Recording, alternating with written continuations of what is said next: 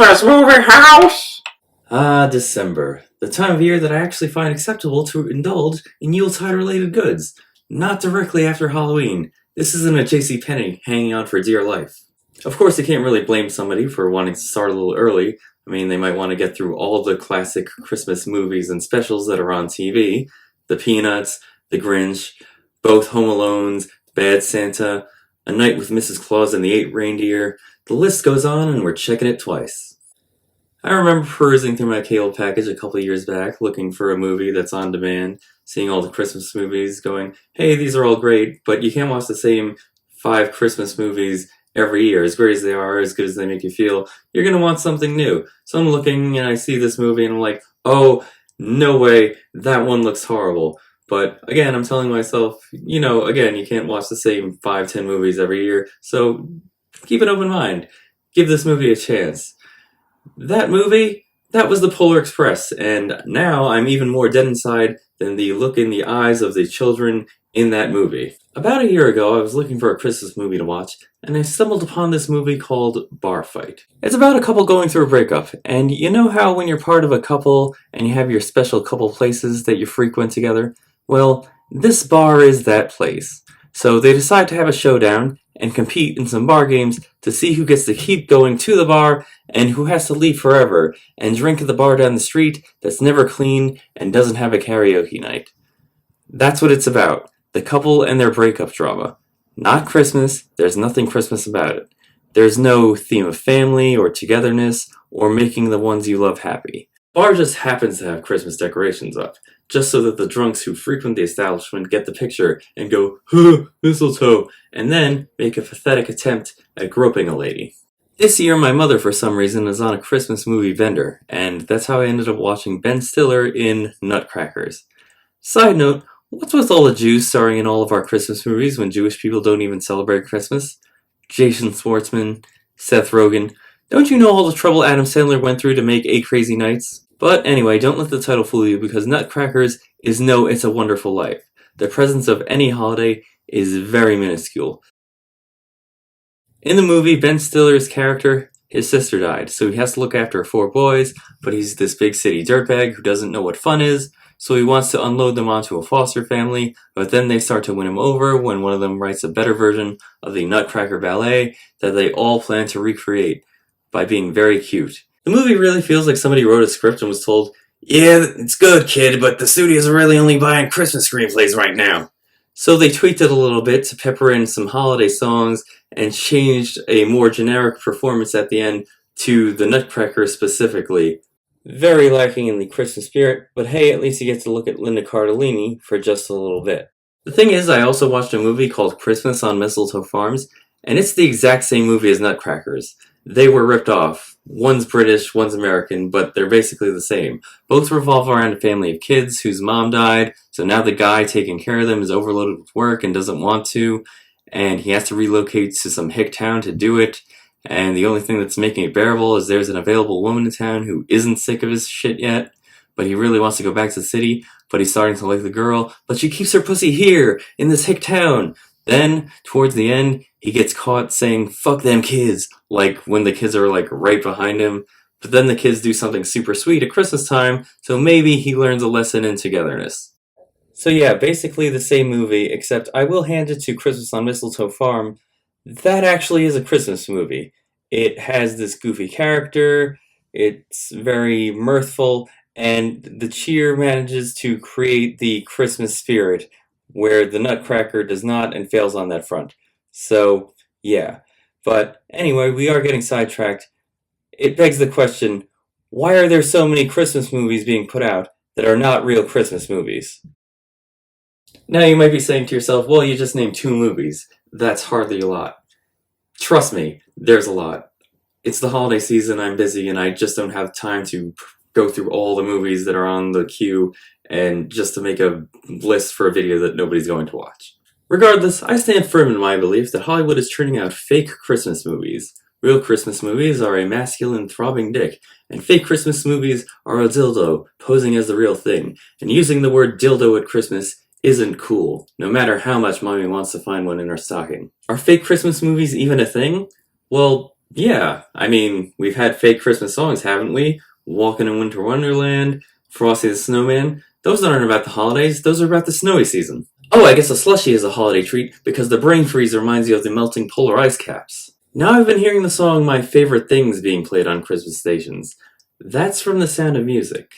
That's not a Christmas song, that's a Fleeing the Nazis song. Of course, to accuse a film of being a fraudulent Christmas movie, we do have to establish what a real one is. Now, the debate that you've heard, surely, within the last decade is Die Hard a Christmas movie? Now, I actually never watched this one before, I only watched it this year, coincidentally, and previously, if you had asked me, my perception would have been like, no, of course this isn't a Christmas movie. And after having watched it, I can say it is a little more debatable. There's not an overwhelming feeling of Christmas, but there are some things peppered into there, like there's Christmas songs in the soundtrack, there's a little bit of moments in Christmas, so you could maybe make that argument that it's woven throughout. Still, I tend to lean on the side of the fence that Die Hard is not a Christmas movie.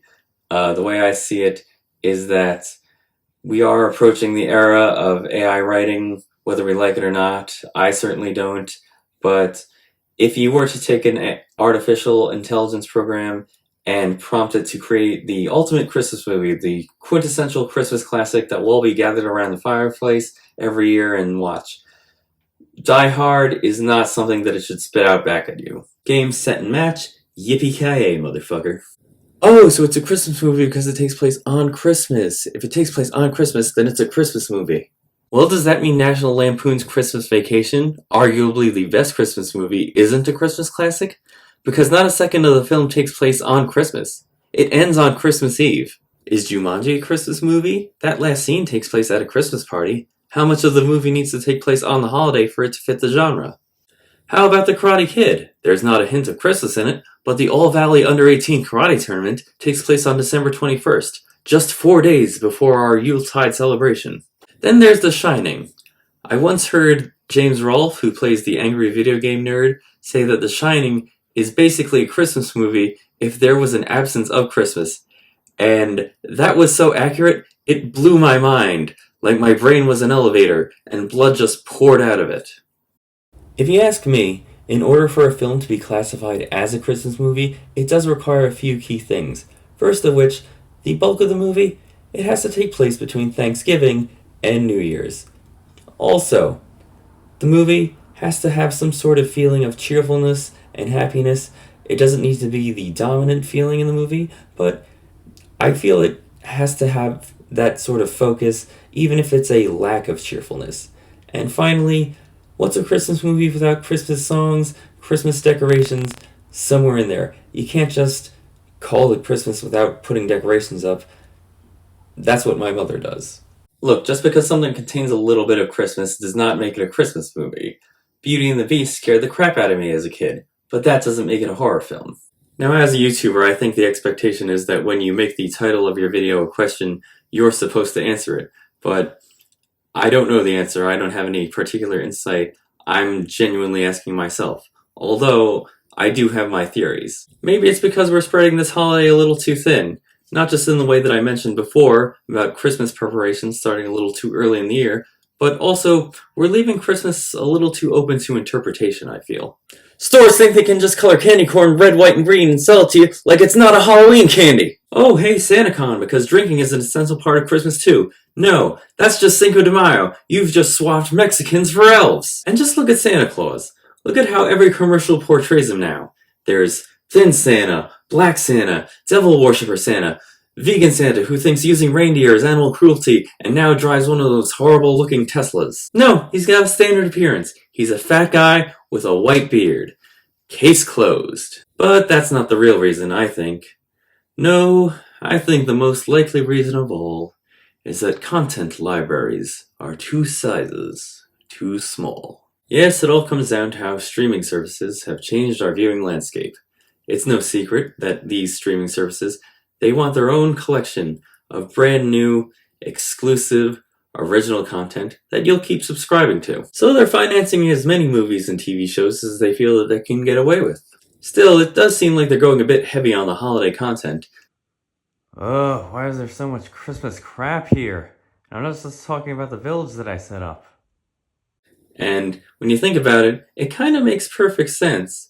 Streaming services, they consider their greatest strength to be the fact that they're not movie theaters. You can watch a movie without going out. And if you're not going out, the ideal feeling that you're chasing while curled up on the couch? It's being cozy. And what's more cozy than grabbing a mug of hot chocolate and watching a Yuletide classic? They're not classics yet, but they will be whether you like it or not. So gather the whole family, stay home, never leave your house. You won't be mocked for it, staying at home in matching jammies, sipping cocoa. Just keep suckling on that streaming teat until your lips are sore. We'll keep churning out movie after movie for you to consume, and we'll call it Christmas. Even if we get a script that's just a remake of Saving Private Ryan. We'll even change the bullets to snowballs. Everyone, thank you so much for watching. Hopefully you find a great Christmas movie to watch this year, by yourself or with family and friends. If you want, you can tell me some more fake Christmas movies in the comment section below, or you can keep it more positive and tell me your favorite Christmas movies. I'll talk about those. Also, I keep forgetting to promote it, but an indie movie director asked me to be in a stand-up comedy special, an intentionally bad stand-up comedy special. I don't know if you'd want to watch me do intentionally bad stand-up comedy, but I guess I can put the link below. If you want, you can watch everybody, or you can just skip towards me, see if that's funny. It might be a little offensive, but, take a risk. As always, please leave a thoughtful, respectful comment down below to me and your fellow commenters. Leave a like on this video, and if you want to see more, subscribe to this channel. And please have a very Merry Christmas, and hope to see you next year. I'll probably post something before then, but if I don't, nobody watches this channel anyway, so you probably won't see me. Anyway, well, thanks for watching. Bye.